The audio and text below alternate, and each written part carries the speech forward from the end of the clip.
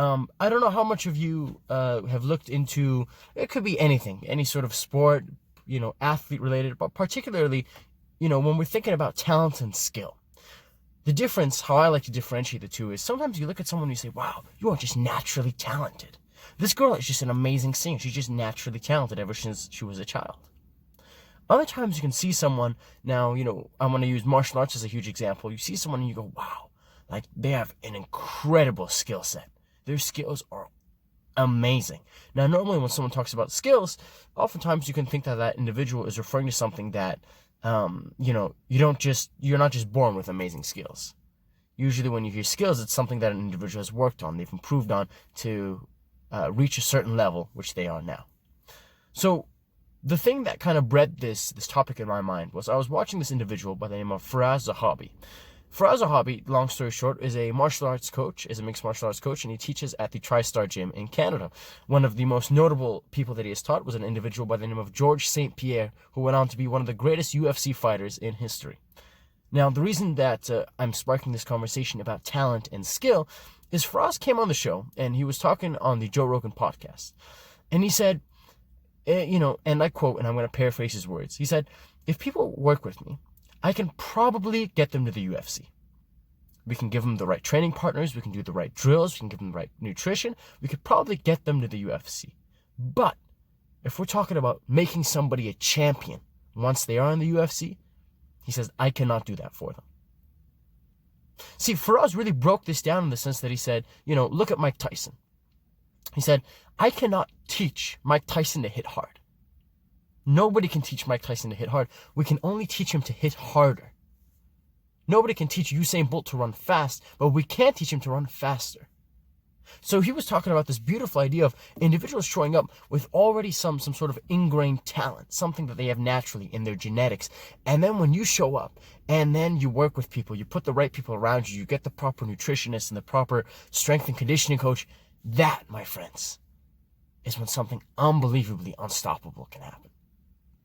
Really quick, folks, I know many people who are in school, you hear about the nature versus nurture debate like crazy. But for anyone who doesn't, I just want to recap it really quick. So the nature nurture debate is, if someone, again, let's say they're super fast, they're an extremely fast runner at the age of 20, there's an argument of, well, does he just have the fast gene? Was he always fast? Did he born with that? Was he born with that kind of speed? Or was it, the people around him? Was it that he kept on going to a club and they encouraged it? Was it that he was doing the right training drills, that he became faster? Now, the results, the studies show that it is both. It is part gene, 50%, it's who you are on the inside. Other 50% is the people around you. It's your access to gyms, your access to certain coaches, to, certain drills and trainings. Now, going back to this idea of Tyson and hitting hard and hitting harder, to give you a personal example, if I were to start singing, like if I were to go into singing hardcore, could I sing? Sure. Could I sing amazingly? That's a different question. Because if I work my ass off and if I just practice singing every day, 5 hours every day, could I become a good singer if I get a singing coach? You could argue, yeah, maybe I might become a decent singer. Now, can I compete with someone who, some people, you hear their voices and they're just absolutely astonishing. They can hit those high notes and those low notes and they can really, use their diaphragm and what's the word, hold a note. And they can just deliver that beautifully without having ever gone to a singing coach. Now you take that individual and now they're practicing 5 hours a day. Well, now they're bringing that genetic talent to meet that skill, that hard work.